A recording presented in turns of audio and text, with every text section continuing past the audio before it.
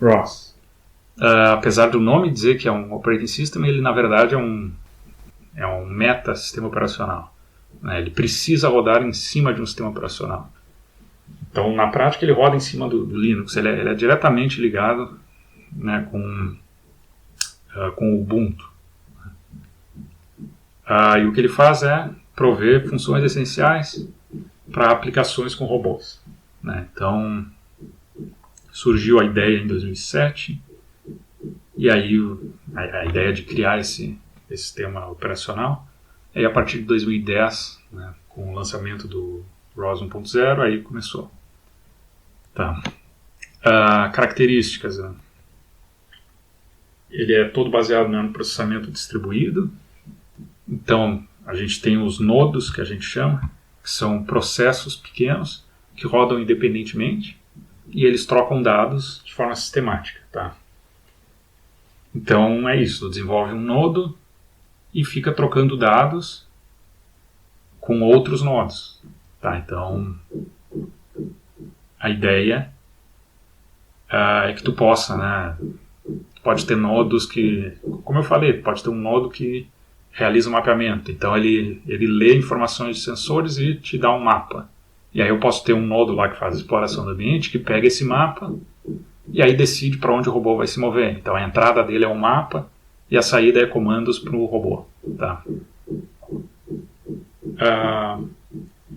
Existe a capacidade, né, de criar pacotes.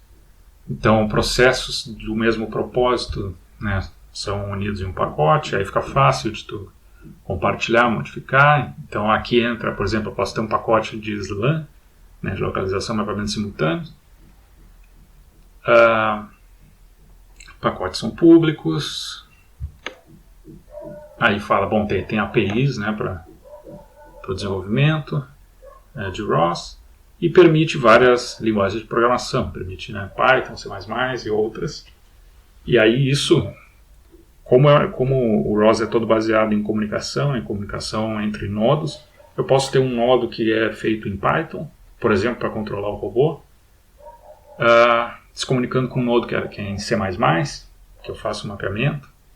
Tá? E aí a troca de informação é por mensagens que têm uma definição específica. Tá? Então isso é interessante. Então essa seria a ideia. Né? Aqui tem multicomunicação em ROS. Eu tenho vários. Posso ter aqui um robô que está rodando no ROS no Ubuntu. Aqui eu tenho um Arduino, um Android, assim por diante.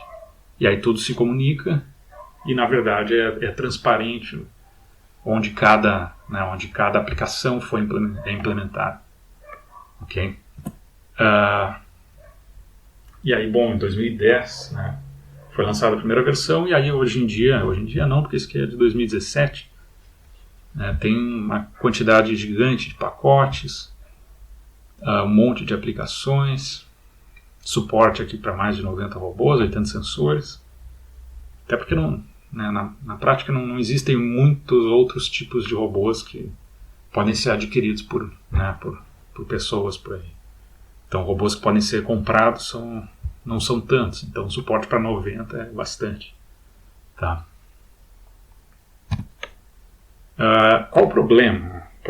Um dos problemas é que ele é oficialmente suportado para uma plataforma só, que é o Ubuntu. E aí, ele funciona da mesma forma que o Ubuntu. Ele tem um tempo de suporte que por acaso é exatamente como as versões do Ubuntu. A cada 2 anos sai uma versão de longo prazo, a cada ano no ROS sai uma versão nova, e aí não quer dizer que quando passa para uma versão seguinte, né, tinha programas que funcionavam na versão anterior e, bom, alguém precisa, né, mover para as versões novas, né. Às vezes pode ser fácil, às vezes não é. Então esse é um dos problemas. Tá? Mas de forma geral isso é melhor do que se tinha antes, que não tinha nenhum suporte. Antes de ter ROS a gente não tinha suporte nenhum. Ou tu usava a versão lá que o cara implementou originalmente, ou tu tinha que ir lá e tentar adaptar para a tua versão. Aqui tem alguma vantagem. Mas o problema é o suporte oficial é para uma versão.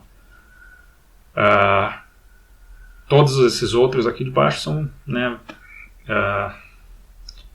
são implementações experimentais. Tá? No Windows eu nunca vi funcionar, mas dá para tentar. Tá? Então, essa é uma das coisas. Né? Então, se eu quero usar ROS, vou ter que instalar uma versão do Ubuntu, a versão que é específica. Então, por exemplo, né, a versão do Ubuntu 18 é o ROS Melodic. No Ubuntu 16 era o ROS Kinetic. Tá? Então, e aí tu tem aplicações que funcionavam só no Kinect e agora não funcionam no Melodic, então tu tem que manter o teu Ubuntu velho, né, instalado, senão não vai funcionar. Então esse é um dos problemas. Tá? Mas ele tem outras vantagens. Então aqui eu coloquei nas versões, as versões do ROS. Algumas tem. Isso aqui eu atualizei em 2019, mas a que eu estou usando no momento é a Melodic, tá? Que ela funciona junto com o Ubuntu 18. Mas, por exemplo, tem códigos muito antigos que pararam lá de ser atualizados na versão Hydro ou nessas outras aqui. E aí, se tu quiser usar, tu vai ter que ir lá e tentar adaptar.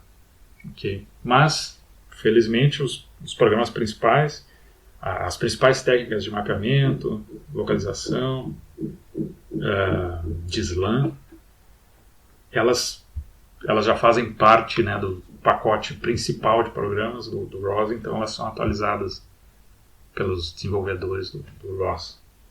Okay? Então agora tentar explicar um pouco sobre o ROS, né, os conceitos dele. Alguns conceitos. Né? Pacote. Pacote é a unidade básica do ROS. Um pacote que vai conter, né, o código, arquivos de configuração, arquivos para lançamento do nodo, que é para ativar o nodo. E aí as aplicações vão estar dentro dos pacotes. Tá, e pacotes, o usuário desenvolve pacotes e deixa eles num workspace. Deixa eu tentar mostrar aqui. Onde é que está? Então, por exemplo, aqui eu tenho um workspace que eu chamei de robótica. AWS é um workspace, né, uma pasta. Que aí dentro aqui eu tenho o código, source. E aí eu tenho dois pacotes. Né, o pacote de um framework, que é o que eu quero, né, o meu framework para controle do RoboPioneer. Esse aqui é o pacote dos exercícios de aula. Tá, e aí aqui dentro tem o código lá do framework, tem outras coisas. Né? Então esse pacote faz o controle do robô, ele vai gerar um programa. Ok? Outro pacote aqui, esse Rosaria, é para fazer a comunicação com o simulador do robô ou com o robô real. Tá, então isso aqui independe do programa, na verdade o programa independe disso. São duas coisas separadas. Né? O Rosaria foi desenvolvido lá pelas pessoas que trabalhavam lá com o RoboPioneer. Eu tive que só fazer alguma adaptação para funcionar nessa versão mais nova do ROS. Tá, então isso aqui é um pacote. No caso eu tenho dois pacotes dentro do meu workspace que é robótica. Tá? Aqui, por exemplo, eu posso ter vários workspaces, então um outro workspace aqui, eu tenho um pacote para exploração em ambientes outdoor. E aqui um pacote para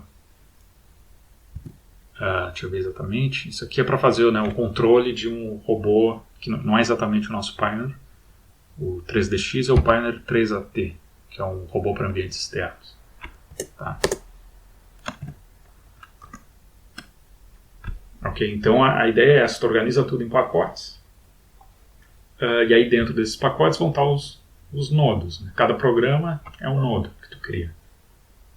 E eu posso rodar vários nodos de um mesmo programa, isso não é problema. tá? Nodos têm nomes, então se eu mudo o nome eu crio um novo nodo. Nodos têm as mensagens que ele vai ler ou escrever.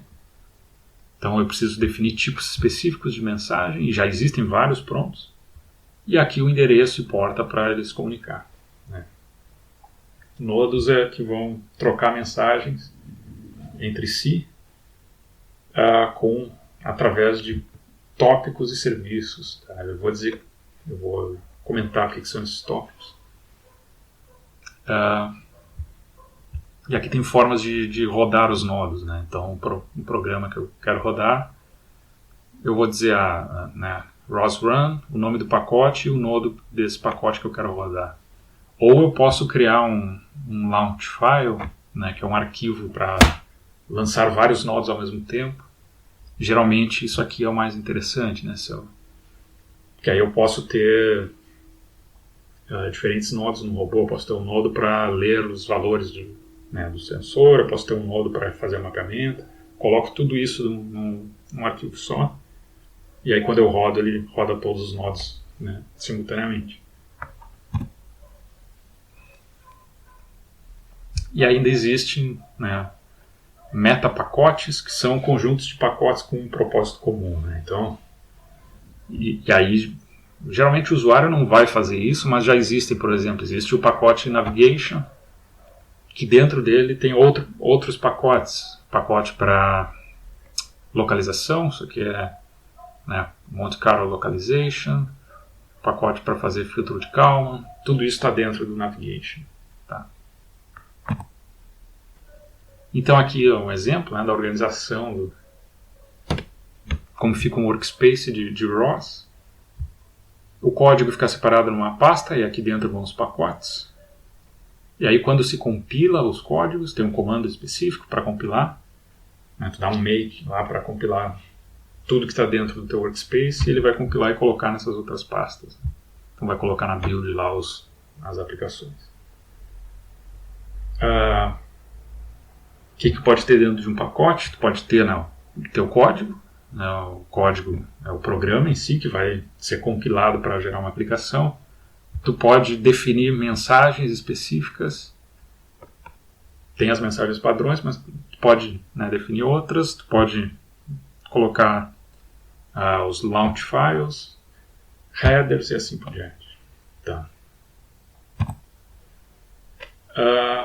Ok, tá, essa era a organização, né, de como funciona o teu workspace em ROS. Agora, como é que tu roda as coisas? Primeiro, existe esse programa principal que é o ROS Core. Tá, esse programa seria o mestre, e tu precisa sempre rodar ele, né? Ele é o teu servidor principal.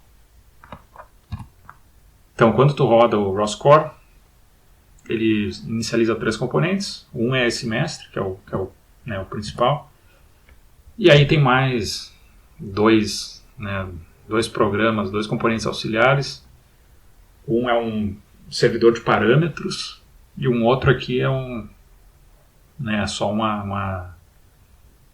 programa de escrita, né, para gerar logs. O que o mestre faz, né, o master? É ele que vai gerenciar as conexões entre nodos. É ele que vai gerenciar a comunicação, tá, das mensagens. Então, esse nodo, quando tu inicializa, eu vou inicializar aqui o ROS Core. Então, ele inicializou, diz que está rodando e não faz mais nada, ele está lá. Tá? Nesse momento, deixa eu ver se dá para ver. Dá para ver aqui os tópicos que estão disponíveis. Um deles na verdade, os únicos que estão nesse momento é ROSOut, que é que é usado para gerar esses logs, né, padrão. Aí depois eu vou mostrar, conforme eu executar novos nodos, a gente vai ver que vão sendo adicionadas coisas nesse mestre. Então, o mestre ele se comunica com os nodos, tem né, usando uma comunicação específica, que é o XML-RPC, né, XML Remote Procedure Call, uma chamada, né, de processo remoto. Então isso aqui é para comunicação entre processos, um protocolo baseado em HTTP, e é nessa comunicação com o mestre que ele vai definir depois como que os nodos se comunicam entre si. Tá? Então ele recebe informação dos nodos, recebe requisições dos nodos, e aí ele passa para os nodos, e no momento que ele passa para os nodos, aí ele sai fora da conversa, e os nodos conversam entre si. Conversam entre si usando TCP, por exemplo. Já o servidor de parâmetros é uma funcionalidade adicional que se tem, que cada nodo que tu cria, tu pode definir parâmetros. Eu tenho um nodo que é o de mapeamento. E aí o parâmetro os parâmetros do mapeamento pode ser tamanho do mapa, discretização, sei lá, resolução do mapa. Isso podem ser parâmetros, tá? E aí sempre que tu inicializa um nodo, esses parâmetros vão todos parar nesse servidor, de forma que outros programas, outros nodos podem acessar esses parâmetros, tá? Tu pode acessar, né, durante a execução. Pode ser lido e escrito em tempo real durante a execução. E aí isso facilita a implementação de coisas. Ok.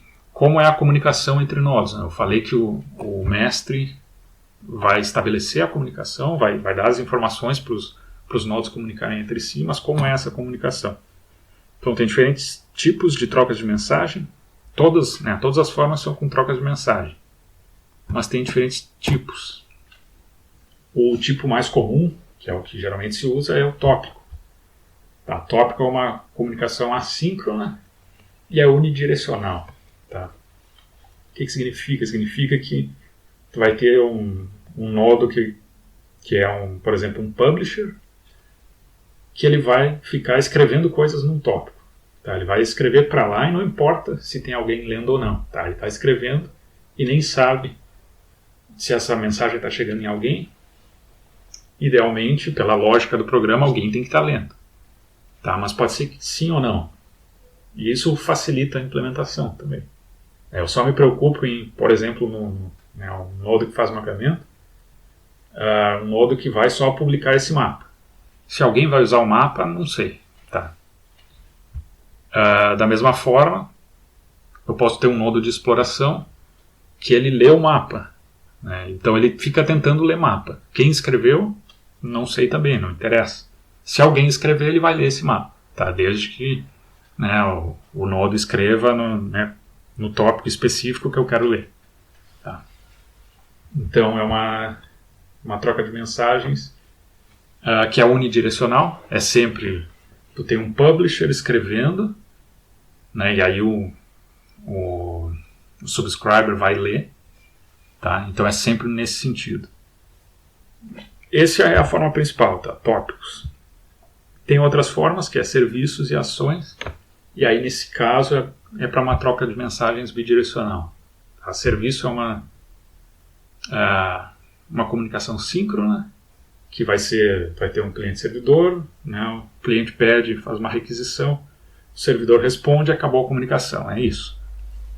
E ações são parecidas com serviços, mas vão ser usadas para como é que eu vou dizer, para processos maiores, né? Então, tu te conecta com o servidor, o cliente conecta com o servidor e fica executando uma ação que é de longo prazo, e enquanto isso vai dando respostas, por exemplo, respostas intermediárias, né? Até que em algum momento ele termina o que está fazendo e aí avisa e aí acaba essa ação. Essa ação deixa de ser executada, ela encerra. Tá? Então, tópicos. Aqui eu vou falar dos três um pouquinho melhor, mas tópicos é a forma mais comum, né, de comunicação entre nodos. Eu sempre vou ter um publisher, que é quem vai escrever, né, nesse tópico. E como ele faz isso? Publicando mensagens. Tá? Então no código é bem simples de fazer isso. Tá? Tem lá só precisa escrever, criar uma mensagem, e aí toda vez que tu vai dar um publish, ele publica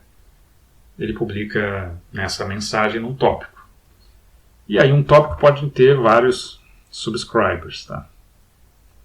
Então o subscriber ele vai, vamos dizer assim, se inscrever num tópico, e se tiver alguém escrevendo algo no tópico, ele vai ler. Tá, e ele vai ler como? Ele vai ler mensagens num formato específico. Então, geralmente, vai ser isso aqui. Por exemplo, eu tenho um nodo que está executando o slam. Né, tá computando o slam, que é a localização e mapeamento. Ele precisa saber uma estimativa da odometria do robô. Então, ele vai se inscrever num tópico que publica essa odometria. Tá, então vai vir a informação. Quem publica, não sei. Pode ser um simulador, pode ser o robô real. Tá, um controlador do robô real publica a odometria. Não vem ao caso. O que vem ao caso é que essa informação está sendo publicada. Tá, num formato específico, que vai ser o formato de odometria. E é isso, eu posso ter vários subscribers conectados no mesmo tópico. Então, por exemplo, eu posso ter... eu tenho um sensor de distância, tipo um laser. Eu posso ter vários nodos que se conectam nesse tópico.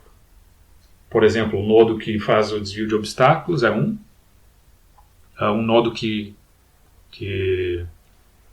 desenha lá a visualização do mapa é outro. Tá? E aí, como todos estão lendo essa informação, não tem problema. Né? Só tem um escrevendo e tem vários lendo, isso não é problema. Então, de forma geral, essa é a forma de comunicação. Tá? A forma de comunicação mais utilizada. Mas eu posso ter outros, que é o serviço, que eu já falei. Né? Então, o serviço o cliente faz uma requisição, o servidor faz o que tem que fazer e devolve a resposta, e aí se encerra, né, a comunicação. Então, é uma comunicação, né, one time. Né, depois que se completa a requisição, acaba. Que se completa a requisição e a resposta, ela acaba. E ações é parecido, né, com serviços, mas o cliente pede algumas coisas e aí o servidor pode ir dando feedbacks intermediários até que termina a ação. Tá, é parecido, mas lá é uma coisa, né, no serviço é uma coisa só. Tu pede e ele te responde, acabou, e aqui tu pode ter respostas intermediárias. Ok? De forma geral, eu até o momento só usei tópicos. Né? Para tudo que é caso a gente usa tópico. Por quê? Porque é simples. Né? Tópicos te facilita muito o que tu quer fazer. Mas tu acaba não tendo controle nenhum de sincronismo. Ok? Como funciona mais especificamente, né, o fluxo de comunicação de um tópico? Primeiro eu tenho que ter lá um mestre, tá, que é o ROS-Core rodando. Esse vai estar sempre rodando. Eu crio um nodo que quer ler informações. Ele é um subscriber. Tá? Ele se comunica com esse mestre, né, se comunica com o ROS-Core, vai passar o nome dele, o nome do nodo, o tópico. Eu quero ler o tópico odom, que é o da odometria do robô. Tá? Ele vai dizer o tipo, por exemplo, o tipo da mensagem é odometry. E o endereço dele. Tá? Isso é feito, né, com aquele formato XML RPC. Aí, se eu tenho um outro nodo que vai publicar, ele vai fazer a mesma coisa, só que ele vai dizer, eu sou um publisher, meu nome é esse, o tópico é esse, o tipo da mensagem é esse, meu endereço é esse. Aí o mestre que vai gerenciar e vai ver, tem um publisher e um subscriber para o mesmo tópico. Ele vai devolver para o subscriber a informação do publisher. Então ele diz, existe esse publisher. E aí a partir disso, o subscriber manda uma mensagem no mesmo formato, né, XML, RPC, pro publisher, pedindo a criação de uma conexão TCP. o publisher responde e dizendo, ok, vamos nos conectar e eu vou te dar um endereço que vai ser esse aqui. Tá, esse vai ser o endereço da conexão TCP, que é diferente dos endereços do XML RPC.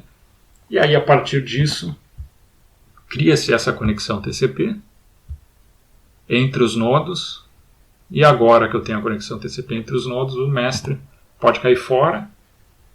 Na verdade, ele vai ficar ligado lá, mas não vai participar da comunicação. E aí a comunicação é direta com esse TCP entre nodos. Tá, na verdade, não é exatamente TCP, TCP ROS, que é um protocolo baseado em TCP/IP. Tá? Então, é assim que funciona, né, por baixo, mas quando a gente está trabalhando com ROS, trabalhando com tópicos, a gente nem vê isso, é transparente para nós. Simplesmente tu dá um subscribe no tópico, se existe alguém publicando, a partir desse momento tu começa a receber as mensagens. Né? Ok. Deixa eu ver se... Quero tentar mostrar no exemplo aqui.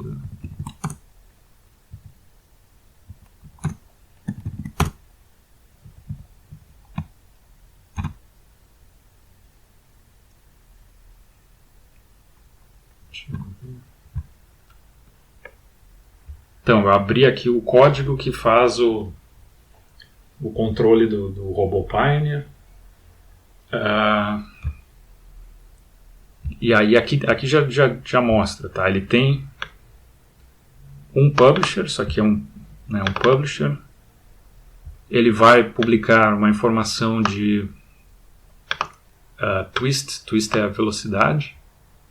Ele vai publicar essa informação nesse tópico aqui, Rosaria Phi, Command Vel. Então isso é um publisher. E ele vai se inscrever, né, vai dar o subscribe em 3 tópicos. Pose, que é a posição e orientação do robô. A informação de laser, que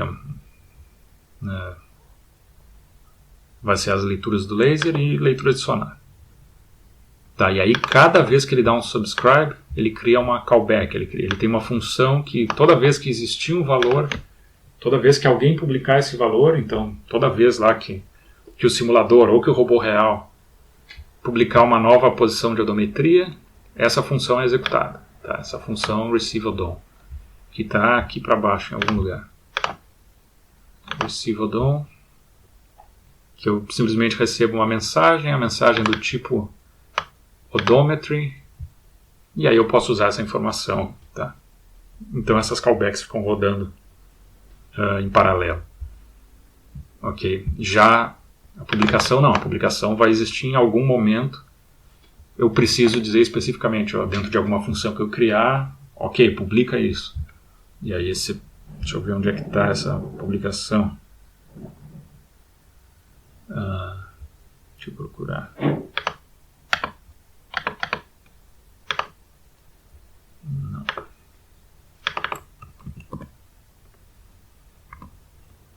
Tá aqui.